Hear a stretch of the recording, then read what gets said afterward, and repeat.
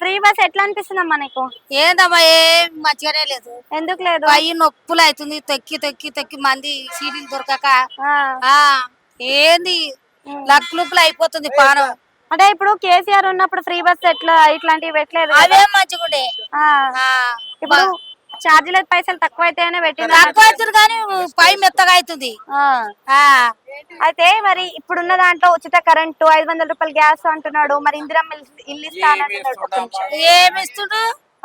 ఇందిరామ ఇండ్లు ఇచ్చేది తెలియదు, అవి ఏం తెలియదు. ఆ గ్యాస్ పైసలు కూడా పడతలేవు.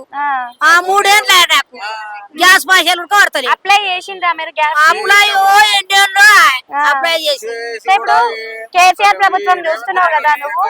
కేసీఆర్ ప్రభుత్వం నచ్చిందా నీకు? రేవంత్ రెడ్డి ప్రభుత్వం నచ్చిందా? అంటే ఏది నచ్చలే. ఎవడు పెట్టిండో ఆడికిచ్చిండు. ఫ్రీ బస్ ఉంచితే మంచిగా ఉంటదా లేకపోతే తీసేస్తే మంచిగా ఉంటదా?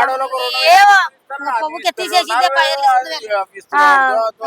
అంటే ఇప్పుడు హైడ్రా అని ఇల్లు కూల్చేస్తుండు కదా హైదరాబాద్ లో, మరి అది కరెక్ట్ అంటావా రాంగ్ అంటావా? ఇల్లు హైడ్రా అని చెప్పేసి కూల్ చేస్తుండు కదా, చెరువులో ఇల్లు కట్టుకురు అని చెప్పి, అది పెట్టడం కరెక్ట్ అంటారా రాంగ్ అంటారా? మరి చెరువులో ఇల్లు ఉన్నప్పుడు తీసేయాల్సిందే. చెప్పండి. చెరువులో ఇల్లు ఉంటే ఉండొద్దమ్మా. చెరువులు నీళ్లు వస్తాయి, కొట్టుకుపోతాయి, అప్పుడు మంది బాగా అయిపోతారు.